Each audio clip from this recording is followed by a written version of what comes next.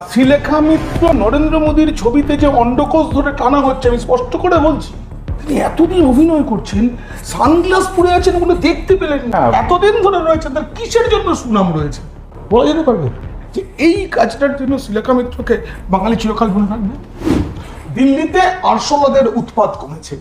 দেখুন, এখনো কোনো কোনো রাজ্যে আরশোলারা একটু একটু বেরোচ্ছে, কিন্তু সেই সঙ্গে প্রত্যেকটা রাজ্য সরকার হিট স্প্রে করছে। আসলে আবর্জনা মুক্ত করতে হবে, আবর্জনা থাকলে সেখানে আরশোলা আসবেই। তাই শিক্ষা ব্যবস্থাকেও আবর্জনা মুক্ত করতে হবে, সে উদ্যোগ ইতিমধ্যেই কেন্দ্রের সরকার নিয়েছে। কিন্তু আরো বড় ঝড় আসতে চলেছে। এই যে বড় ঝড় আসতে চলেছে, তাতে কাঁদবে কাঁদবে দেশের সব বিরোধী দল একসঙ্গে। সমস্বরে এই কান্না কেমন হবে সেটা নিয়ে আলোচনা করতে আজকে আমি একা নই, আপনারা সকলেই ছিলেন। পঙ্কজ বিশ্বাস, পলিটিক্যাল ডেইলির এডিটর, তিনি আমার সঙ্গে রয়েছেন। আমি দিল্লিতে ছিলাম পুরো ককরোচ পার্টির যে আন্দোলনটা হয়েছে সেই সময়, তার অভিজ্ঞতা আমি যেমন বললো, কলকাতাটা দেখেছে পঙ্কজ, সব মিলিয়ে যে বড় ঝড় আসতে চলেছে সেটা নিয়ে আলোচনা। যদি ভালো লাগে অবশ্যই আপনারা সাবস্ক্রাইব করবেন। পিনাক কি বলছে, এখন কেমন ঝড় আসতে চলেছে, কি হতে চলেছে গোটা দেশে, সেটা জানতে দেখুন ও শুনুন পিনাক কি বলছে। আচ্ছা পিনাকদা, এই দিল্লিতে যে আন্দোলন হলো তার রেশ বাংলায় ছড়িয়ে পড়েছে, কিন্তু যেহেতু দিল্লি দিয়ে সূত্রপাত, তাই আমরা দিল্লির বিষয়টা প্রথমে ওই বিষয়ে আলোচনা করিনি। সেটা হচ্ছে যে এই যে দিল্লিতে যে গোটা আন্দোলনটা হলো, কাতার দুবাই থেকে ফান্ডিং, আবার বিদেশ দপ্তর বলছে না না আমরা ফান্ডিং এর বিষয়ে কিছু জানি না, তারপর শিক্ষামন্ত্রীর পদত্যাগ, নতুন শিক্ষামন্ত্রী হলেন উনি আবার আরএসএস এর সদস্য, গোটা বিষয়টাকে এক সূত্রে গেঁথে তুমি কিভাবে দেখছো? যদি ম্যান অফ দ্য ম্যাচ এই গোটা ব্যাপারটা থেকে বের করতে হয়, তাহলে কিন্তু তার নাম নরেন্দ্র মোদী। তাতে কেউ যদি আমাকে গদি মিডিয়ার সমর্থক বলেন, কেউ যদি আমাকে ভক্ত বলেন, তাহলে আমি তাই না, রাস্তায় বেরোতে হবে আবার, দেখো। কিন্তু দিল্লির সাথে কলকাতার তুলনাটাই ভুল হয়েছে। দিল্লিতে ছিল আরশোলাদের আন্দোলন, ককরোচ পার্টি, আর কলকাতায় যাদের হয়েছে তারা তেলেপোকা। আরশোলা আর তেলেপোকার মধ্যে একটা ফারাক আছে, যেটা বুঝতে হবে প্রথমে। কিন্তু আমি যেটা বলি যে আমি তো ওই সময়টা পুরো দিল্লিতে ছিলাম, ককরোচ পার্টির আন্দোলন দেখেছি। সেখানে এসে তারা ছাত্রদের যে দাবি ছিল নিট পরীক্ষা, সেটাই কেন প্রশ্নপত্র ফাঁস হলো, এটা অত্যন্ত গুরুত্বপূর্ণ। শুধু মানে নিট নয়, কোনো পরীক্ষার প্রশ্নপত্র ফাঁস হওয়া উচিত নয়, কারণ ছাত্রদের ভবিষ্যৎ জাতির ভবিষ্যৎ। আমাদের পশ্চিমবঙ্গে যখন শ্রী শ্রী পার্থ চট্টোপাধ্যায়, তিনি যখন শিক্ষামন্ত্রী ছিলেন, সেই সময় এত বেশি মাধ্যমিকের প্রশ্ন লিক হতো যে মাধ্যমিক পরীক্ষার নাম হয়ে গেছিল মাধ্যলিক। আমরা এটা দেখেছি। কিন্তু এটা দেশের কথা, এটা হাসার বিষয় মনে হচ্ছে এখন, কিন্তু হাসার বিষয় নয়। কিন্তু ওই আন্দোলনটা কেমন যেন অন্যদিকে চলে গেল। ওখানে কেউ এই আজাদ ভারতবর্ষে দাঁড়িয়ে ডাফলি বাজিয়ে আজাদি আজাদি করছে, কেউ ভগবান রাম সীতা তাদের খারাপ কথা বলছে, কেউ বলছে আল্লাহ হ্যাঁ মন মে। মানে কি অদ্ভুত একটা সার্কাসের মতো লাগছে, যেখানে এক একজন ট্রাপিজের খেলা দেখাচ্ছে, ওখানেই করছে, সুইগি জোম্যাটো খাবার আসছে, আইসক্রিম মুহূর্তে শেষ, দামি দামি ব্যাপার। ছাত্র নেই, পড়ুয়া নেই। এইসবের মধ্যে যখন সোনাম ওয়াংচুক, তিনি একটা বড় বিষয়, বাঙালি বেশিরভাগ জানে যে 3 Idiots সিনেমাটা নাকি সোনাম ওয়াংচুকের জীবনী নিয়ে। ওটা যে চেতন ভগতের একটা উপন্যাস অবলম্বনে, এবং ওখানে দেখা গেছে একজন গরিবের ছেলে র্যাঞ্চো। আর সোনাম ওয়াংচুকের বাবা, তিনি কংগ্রেসের মন্ত্রী ছিলেন, জম্মু কাশ্মীরে নেতা ছিলেন কংগ্রেসের বড়, এবং তিনি ইঞ্জিনিয়ারিংটা পাস করেছেন, কিন্তু তার কোনো পেটেন্ট নেই। তিনি কিন্তু ইঞ্জিনিয়ারও নন, তার কোনো পেটেন্ট নেই। ওখানে ছিল 8টা পেটেন্ট। কোনোদিনও সোনাম ওয়াংচুক এত বড় সততার প্রতীক, না মমতা ব্যানার্জির থেকেও বেশি, তিনি এসে বললেন না যে 3 Idiots এর যে র্যাঞ্চো সে আর আমি এক নই, বরং ওটাকে এনক্যাশ করলেন। কেন? এটা পুরো বিদেশি মিডিয়া এই প্রচারটা করেছিল। সোনাম ওয়াংচুকরা লাদাখে যে আন্দোলন করেন, সেই সব আন্দোলন ভারত বিরোধী। আজকে অনুচ্ছেদ 26 ওখানে লাগু করতে চান, যার ফলে লাদাখে কোনো সিদ্ধান্ত নিতে গেলে, সেনা কিছু করতে গেলে স্থানীয় প্রশাসনের অনুমতি নিতে হবে। 6 শিডিউল ওনারা করতে চাইছেন। হ্যাঁ, এই যে এইগুলো এইসব করতে চাইছেন। যাই হোক, সোনাম ওয়াংচুক ওখানে অনশনটা তুলে নিলেন। রাতারাতি 11 কেজি ওজন কমে গেছে, বেদান্ত হাসপাতালে পকেটে হাত দিয়ে হাঁটছেন।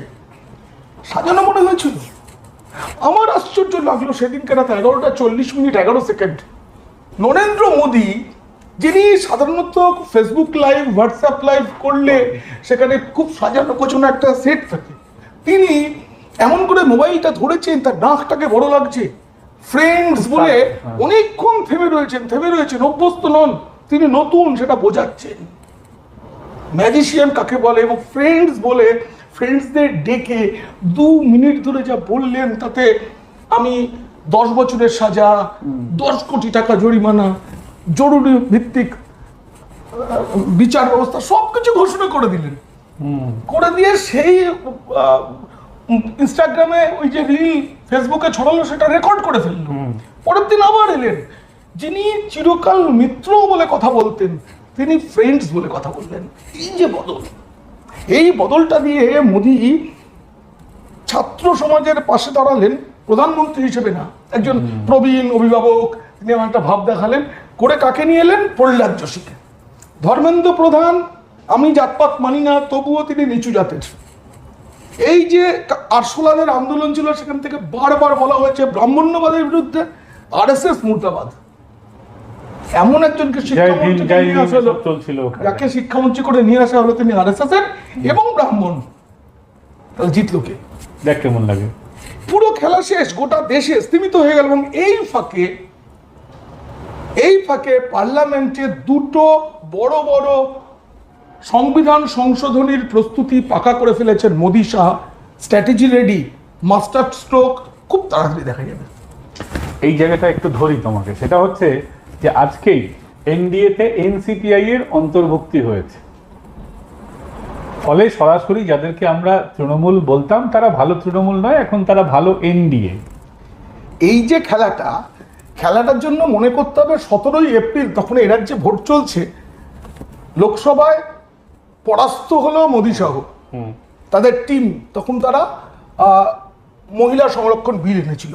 তখন অনেকে এখানে আলোচনা করেছিল, এ বাবা, ভোটের মুখে এইভাবে মোদী শাহ পরাস্ত হলে লোকসভায়, তার এফেক্ট তো বাংলায় পড়বে। বিজেপি নেতারা তখন, আমি একটা ভিডিও করে বলেছিলাম, সাধারণ মানুষ এইটুকু শুনবে যে মেয়েদের সংরক্ষণ বাকিরা হতে দিল না, তৃণমূল হতে দিল না পার্লামেন্টে। বিজেপির কি রাজনৈতিক উদ্দেশ্য সেটা আলাদা, কিন্তু হতে দিল না। এ রাজ্যে মহিলা ভোট ফ্যাক্টর, এবং সেটা কাজ হয়েছে। যে মহিলা বিরোধী তৃণমূল, এইটা তারপর থেকে বিজেপি প্রচার করল। এবার কি হয়েছে, এই যে তৃণমূলের 20 জন, তার আগে রাঘব চাড্ডার সঙ্গে আরো এসছে 7 জন রাজ্যসভায়, তৃণমূলের 3 জন রাজ্যসভা থেকে চলে গেছে, আম আদমি পার্টি থেকে আসছে, সবার কিছু ক্রস ভোটিং হবে। এইসব মিলিয়ে মহারাষ্ট্রের উদ্ধব ওখান থেকে ওখান থেকেও আসবে, উদ্ধবের দল থেকেও আসছে। এইটার 352টা ভোট চাই সংবিধান সংশোধনী বিল পাস করাতে গেলে। 130 দরকার, মানে 130 নম্বর সংবিধান সংশোধনী বিল, যেই বিল পাস হয়ে গেলে দেশের প্রধানমন্ত্রী এবং রাজ্যের যে কোনো রাজ্যের মুখ্যমন্ত্রী যদি 30 দিন জুডিশিয়াল কাস্টডিতে থাকেন, তাহলে তাকে পদচ্যুত করা যাবে। এর আগে ছিল না, এর আগে এরকম ছিল না, লোকপাল থাকলেও এরকম ছিল না। এই বিল যদি পাস করিয়ে ফেলা যায়, বিজেপির আত্মবিশ্বাস মারাত্মক জায়গায় যাবে। তারপরে ওই মহিলা সংরক্ষণ বিল, আগামী দিনে 800-র বেশি হবে লোকসভার আসন। ইতিমধ্যেই বিভিন্ন দলকে তাদের যা মতামত, সেটাকে নিয়ে বিজেপির যা প্রস্তুতি, এনডিএর যা প্রস্তুতি, তাতে ভোটাভুটি হলে 131ও পাস হয়ে যাবে। 131 যদি পাস হয়ে যায়, তারপরেই আসবে, রেডি হয়ে রয়েছে ডিলিমিটেশন বিল। ডিলিমিটেশন বিল এলে যদি উত্তর ভারতে আসন সংখ্যা বেড়ে যায়, তাহলে 2029-এ বিজেপির ক্ষমতায় ফিরে আসাটা অনেক সহজ হয়ে যাবে। কারণ উত্তর ভারতে আসন সংখ্যা অনেক বেশি বাড়বে দক্ষিণের তুলনায়। দক্ষিণে বিজেপি একটু, এই রাজ্যে তো 63টা আসন হবে, এই রাজ্যে লোকসভা আসন হবে 63টা। এবং বিজেপি গত বিধানসভা নির্বাচনে যে ফল করেছে, তার নিরিখে এই 63-র মধ্যে খুব ভালো রেজাল্ট করার কথা। এবং ডিলিমিটেশন যদি হয়, যেসব জায়গায় বিজেপি মুসলিম ভোট বেশি বলে ভোট পাচ্ছে না, সেই সব আসনগুলো যখন ভেঙে যাবে, তার টুকরো টুকরো অংশ হিন্দু অধ্যুষিত আসনের সঙ্গে যুক্ত হলে মুসলিম ভোট নিয়ে খেলাটাও শেষ। বড় খেলা খেলে দিয়েছে। Man of the match Modi, man of the tournament অবশ্যই সবসময় অমিত শাহ হবেন। এখনো খেলা শেষ হয়নি। তো এবার আমরা একটু কেন্দ্র থেকে মানে দিল্লি থেকে একটু রাজ্যের দিকে ফিরি। রাজ্যেও তেলাপোকাদের আন্দোলন হয়েছে, তেলাপোকা না ছারপোকা কি পোকা আমরা জানি না। তবে যেটা দেখা যাচ্ছে যে সাংবাদিক নিগ্রহ তো হয়েছে, এটা নিয়ে আমরা চর্চা করেছি, কিন্তু যেটা সব থেকে বেশি চোখে লাগলো যে যাদেরকে আমরা জঙ্গি লুঙ্গি বাহিনী বলে তারা যেটা করবেন, কিন্তু একজন শিক্ষিত ভদ্র মানুষ, একজন অভিনেত্রী শ্রীলেখা মিত্র, তার দেখা যাচ্ছে যে মোদিজির ছবি নিয়ে মানে খুব বাজে, মানে এটাকে কিভাবে দেখছো এটাকে? মানে দেখো, শ্রীলেখা মিত্রর আমি বাংলা ছবি যখন দেখা বন্ধ করেছি আর দেখা যাচ্ছে না বলে, তার আগে শ্রীলেখা মিত্রর অভিনয় করতে মানে তার আগের সিনেমা দেখেছি। তারপর শ্রীলেখা মিত্র অভিনয় শুরু করার পর তার কয়েকটা ছবি দেখেছি। জেনজি যারা, তারা ছোটবেলায় শ্রীলেখা মিত্রকে একটা মিরাক্কেল বলে একটা শো হতো, তার জাজ হিসেবে দেখেছে। প্রত্যেকটা কিছুতেই খুব সুন্দর হয়েছে বলা ছাড়া তার কোনো কাজ ছিল না। ঠিক, ওখানে মুখ্য জাজের কাজটা করতেন পুরাণ বন্দ্যোপাধ্যায়, রচিতা দত্ত।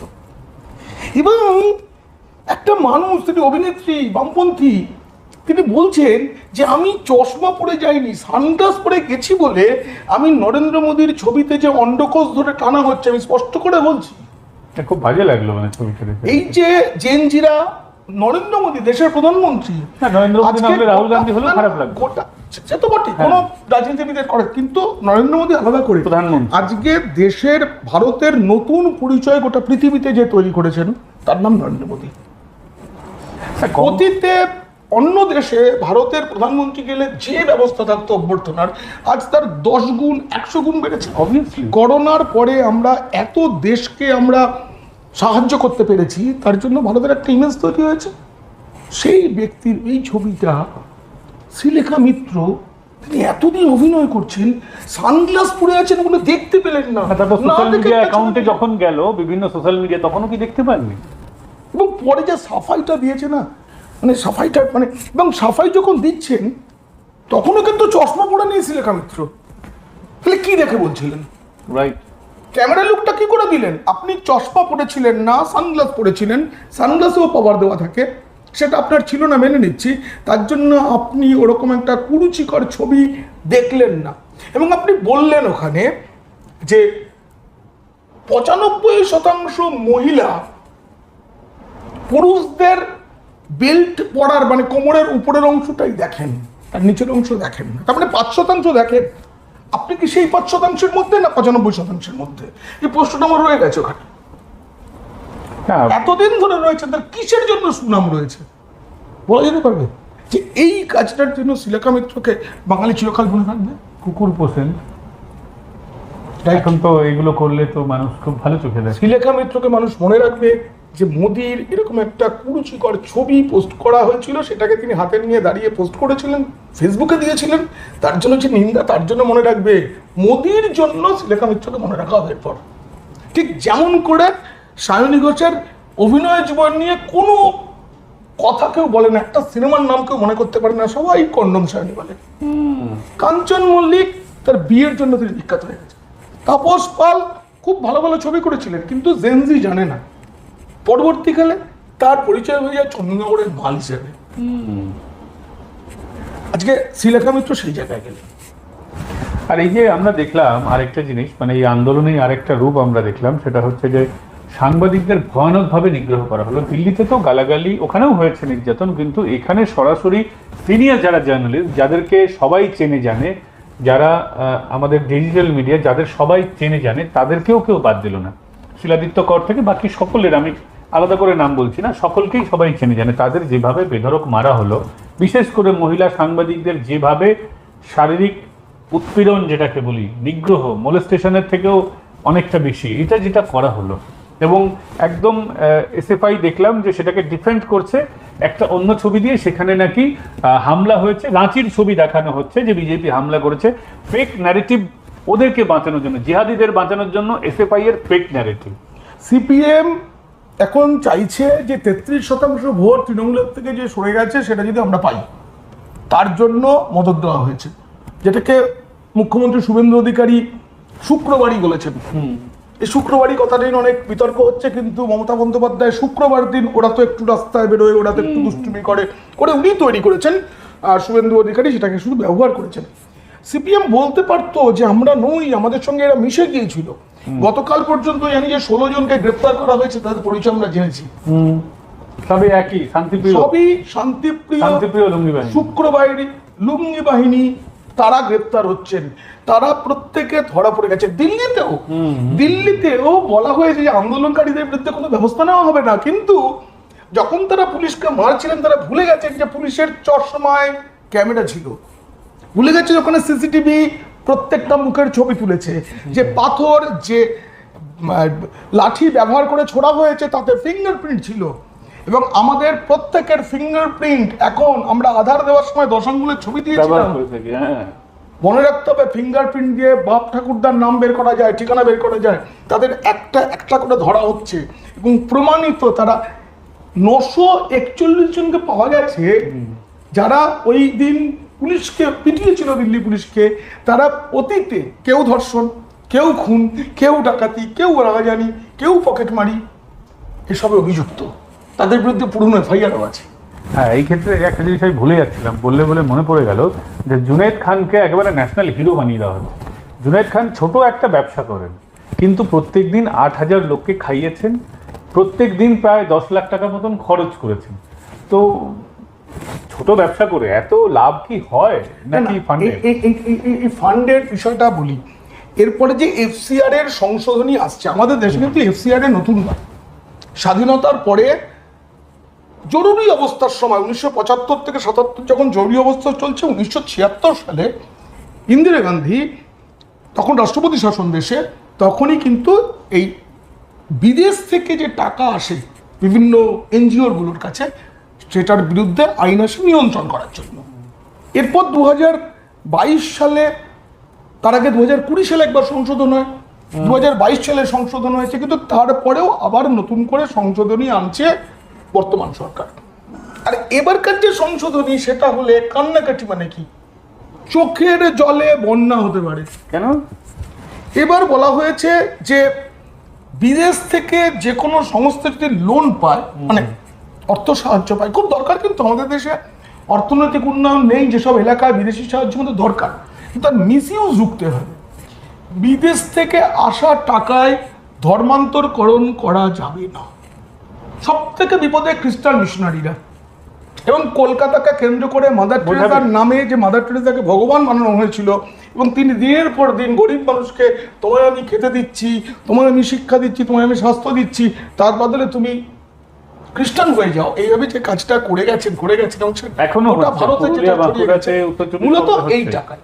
আমরা জানি অতীতে একবার এই মাদার টেরেসার যে সংস্থা, তার একবার এফসিআর এর লাইসেন্স বাতিল হয়েছিল, একবার রিনিউ আটকে গিয়েছিল, সেগুলো পরে আবার তারা ঠিকঠাক করে নেয়। এবার ঠিক হয়েছে, দিল্লিতে একটি নির্দিষ্ট স্টেট ব্যাংকের একটি ব্রাঞ্চ থাকবে, সেই ব্রাঞ্চের মাধ্যমেই টাকাটা আসবে, মানে পুরো ট্র্যাক হয়ে যাবে, নজরে রাখা হবে। টাকা আসুক, টাকা পাক, সেটা কোনো বাধা নেই, কিন্তু টাকাটার উপর নজর থাকবে সরকারের। বিদেশি ফান্ড সেটা ঠিক জায়গায় খরচ হচ্ছে কিনা, দেশ বিরোধী কাজে খরচ হচ্ছে কিনা, এটা দেখা হবে। থার্ড, 3 নম্বর যেটা বলা হয়েছে, যে এই যে টাকাগুলো আসে, এই টাকাগুলোকে কি বলা হয়, এগুলোকে হচ্ছে যে ফান্ড আসছে, ফান্ডগুলো মানে এখানকার কোনো ভালো কাজের জন্য। তো একটা বড় সংস্থা নেয়, নিয়ে কি করে, সে সাব হিসেবে ছোট ছোট এনজিওকে সে টাকাটা দেয়। এই ছোট এনজিওকে দেওয়া যাবে না, টেন্ডার সাব টেন্ডার যেরকম সাবটেন্ডার তো দেওয়া যাবে না, দিতে গেলেও ওই স্টেট ব্যাংকের ওই অ্যাকাউন্টের মাধ্যমে করতে হবে, সেখানে নজরদারি থাকে। 4 নম্বরে কি করা হয়, এই টাকাটা এলে ধরুন এই সোনাম ওয়াংচুকের মতো, দেখবেন ওখানে কিন্তু ভিড় হয়েছিল, অরুন্ধতী রায়, যাকে পাকিস্তান মনে করে আমাদের লোক, মমতা ব্যানার্জি আর অরুন্ধতী রায়ের নাম বলেছিল, মনে আছে? সিন্দুর অভিযানের সময় একজন ওখানকার এমপি বলেছিলেন। ঠিক এইভাবে যারা যারা ওখানে গেছে, মেধাপতির কাছ থেকে শুরু করে সবাইকার, এই যে এনজিওগুলো আছে, এরা কি করে, নিজেদের স্টাফেদের মাইনে, অফিস ভাড়া, এগুলোতে বেশি টাকা দেখিয়ে দেয়, হিউজ খরচ ওখানে দেখিয়ে গরিব মানুষের জন্য যে টাকাটা খরচ হচ্ছে, মাথাপিছু টাকাটা কম। এবার বলা হয়েছে যে তুমি বিদেশি ফান্ড নিয়ে শুধু বেতন, মানে ব্যক্তিগত স্বার্থ, তুমি বেশি তার লাভ পেতে পারবে না। তার জন্যই এই ককরোচ পার্টির যে আন্দোলন, তাতে সবাই ছুটে গেছে, মিশনারিদের দেখা গেছে। মুসলিম যেসব ইসলামিক সংগঠন তাদের দেখা গেছে মাদ্রাসার নামে যে টাকাগুলো আসে সেই টাকা মাদ্রাসায় খরচ করলে অনেক কাজ হতো, লেখাপড়ার উন্নতি করলে, কিন্তু সেটা না হলে এই টাকাটা বড়রা পেয়ে যায়। এই যে বাধাগুলো আসছে এর ফলে চাপে আছে, এই সংস্থাগুলো চাপে আসছে এবং এই বিলটাও পাস হবে। যদি একটা বিল এখন কেন্দ্র পাস করে নিতে পারে তাহলে পর পর সবকটা বিল পাস করিয়ে নেবে। 2029 আগে এটা করতে হবে।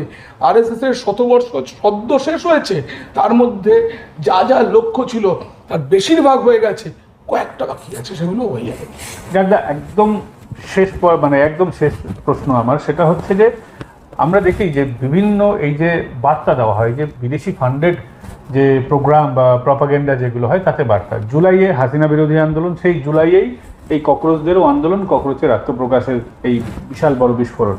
এবং আরেকটা বলতে পারি, পর আমরা দেখতে পাই প্যাটার্ন এক, কিষাণ আন্দোলন, সেটাও দিল্লিমুখী, এটাও দিল্লিমুখী আন্দোলন, ককরোচ জনতা পার্টি, এখন আবার E20 নিয়ে বিক্ষোভ বাঁধছে। কোথাও কি তারা মনে করে পরপর যদি আমরা হামলা করি, 100 বার হামলা করলে একবার তো মোদির পতন হবে, এর জন্য কি কন্টিনিউয়াস তাদের প্রয়াসটা হয়ে আসছে? এটা ভাবছে এবং এটা চলতে থাকবে। তার কারণটা হচ্ছে আমরা যদি দেখি যে শুধু তো বাংলাদেশ নয়, একইভাবে শ্রীলঙ্কা, নেপাল ছাত্র আন্দোলন নাম করে ওখানে ক্ষমতার হাতবদল হয়েছে, কিন্তু ভারতে সেটা হবে না। ভারত বিশ্বের বৃহত্তম গণতন্ত্র, এখানে অত সহজ হবে না, বা একটা শহর দখল করলে এখানে হবে না, শহর দখল করাও সম্ভব নয়। তার কারণটা কি, এখানে বিরোধী শক্তিগুলো খুব বিচ্ছিন্ন হয়ে গেছে। কংগ্রেস দুর্বল, তৃণমূল শেষ নেই, কালীঘাট তৃণমূলের 8 জন, এছাড়া তো তৃণমূলের কেউ নেই। তাও সঙ্গে আছে কিনা সন্দেহ, হ্যাঁ, মানে খাতায় কলমে আছে এখনো। এই পরিস্থিতিতে আমি তৃণমূলের ওয়েবসাইট খুলে দেখছিলাম, শর্মিলা সরকার তিনি চলে গেছেন, কিন্তু তাদের ওয়েবসাইটে 10 জন এমপি ডবল ফিগার দেখানোর জন্য এখনো শর্মিলা সরকারের নামটা বসানো আছে। আচ্ছা, আশ্চর্য বিষয়। তো যাই হোক, এরা বিচ্ছিন্ন হয়ে গেছে। আর এই বিদেশ থেকে এই যে এর মধ্যে অরবিন্দ কেজরিওয়াল কিন্তু একবার বলে ফেলেছেন, এই নেপাল, শ্রীলঙ্কা, বাংলাদেশের তুলনা করে ফেলেছেন, রাহুল গান্ধী একবার তুলনা করে ফেলেছেন। এই যে ককরোচ আন্দোলন, এইটা মোদি কেন হতে দিলেন?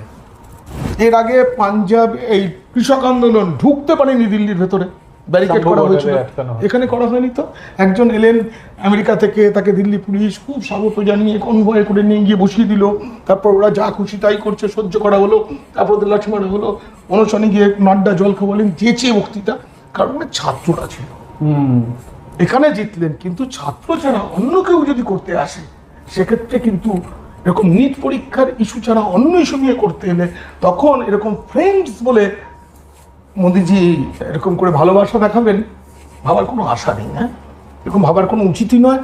উনি ম্যাজিশিয়ান। আর অমিত শাহ আছেন, অমিত শাহ এমনি স্বরাষ্ট্রমন্ত্রী, তার হাতেই তো দিল্লি পুলিশ, এমনি সহ্য করেননি, তারা মার খেয়েছে, অতএব ব্যবস্থা তাদের হবেই। এবং একই সাথে যে এরকম চেষ্টা যদি করা হয় ভারতে, তার কি পরিণাম হতে পারে ওদেরও জানা উচিত। আজকে বিজেপি যেভাবে নিজের সংগঠন বানিয়ে ফেলেছে, এটা মনে রাখতে হবে RSS এর একটা অংশ মাত্র সেটা। বাকি RSS এর BMS, ABVP, বিশ্ব হিন্দু পরিষদ, অনেক সংগঠন যাদেরকে সাধারণত আমরা অনেক সময় চোখেই দেখা যায়, চোখে দেখি কম, এখনো সংঘের একটা অংশ এমন কাজ করছে যেটা হয়তো 2050 বা 60 সালে গিয়ে দেখা যাবে। সেই কাজটা এখন থেকে শুরু হয়ে গেছে, আপনাদের জানা উচিত, সেই গবেষণা চলে। ফলে এরকম চেষ্টা যদি ভারতে কেউ ভেবে থাকে, তাহলে সোনাম ওয়াংচুকদের কপালে দুঃখ আছে, একদম স্পষ্ট করে বলছি। অমিত শাহ ছেড়ে দেওয়ার লোক না, খালি একটা বিল পাস হোক, তাতে যে আত্মবিশ্বাস ফিরে পাবে মানে তৈরি হবে, তাহলে পরপর হতে থাকবে। অসংখ্য ধন্যবাদ। এতক্ষণ পঙ্কজের সঙ্গে আলোচনা আপনাদের যদি ভালো লেগে থাকে তাহলে অবশ্যই সাবস্ক্রাইব করবেন, কিনা কি বলছে, এবং যদি খুব ভালো লেগে তাহলে বন্ধুদের, এবং যদি খুব ভালো লেগে থাকে তবে বন্ধুদের সঙ্গে, খারাপ লাগলে শত্রুদের শেয়ার করুন। আপনারা খুব ভালো থাকবেন।